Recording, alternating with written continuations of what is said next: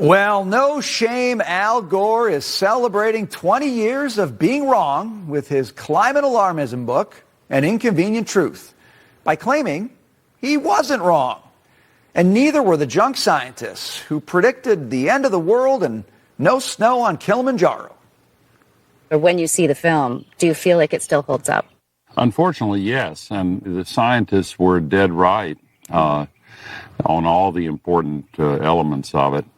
And it really is insane that we are continuing to use the sky as an open sewer, and we're trapping so much heat every day. It's equal to the amount that would be released by 800,000 Hiroshima-class atomic bombs exploding every day on the Earth.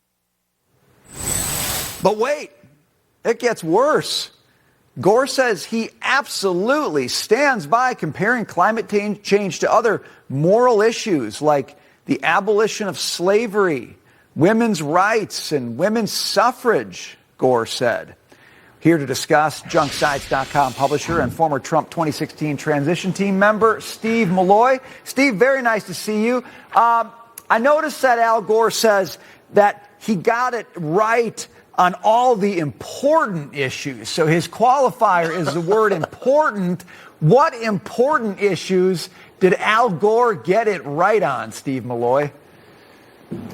Well, Brian, it's great to be here with you. The only thing I think he got right is slavery was real. Climate is a hoax.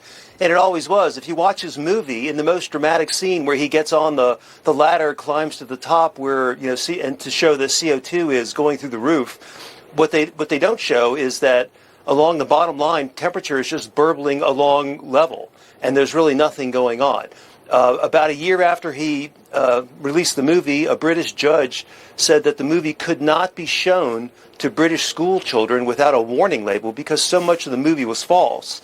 About the same time, I did an analysis of the movie myself, and all 25 minutes that were about the science would have been cut out by the ruling of that British judge. What's left is just fluff from Al Gore, which is all we've been getting for the last 20 years as he's accumulated $300 million in personal wealth. I was in grad school at Harvard when that movie came out. And I remember the library, like you walked in and all you saw was like this huge exhibit to An Inconvenient Truth. They were obsessed with this movie. So if he didn't really get it right on the important questions, what has happened to the climate in the intervening years since he made that movie? Where do we stand, Steve? Well, it's really hard to tell. I mean, it has been getting warmer over the last 40 years, but that is a process that has been naturally driven by the El Nino, La Nina cycle. And we are in an El Nino cycle right now, and we may very well see in 2027 some more global warming. But it's because of the natural cause El Nino. It's not because of emissions. The truth is that no one on this planet can show that emissions, I'm not talking about just green, carbon dioxide generally, but no one can show that emissions of carbon dioxide are having any effect on anything except maybe greening the planet. I think my view is there's kind of this like unholy trinity of academia and government and NGOs, and they've kind of colluded to make climate alarmism the thing. And they raise a ton of money and they fund a ton of so-called research to promote all of that.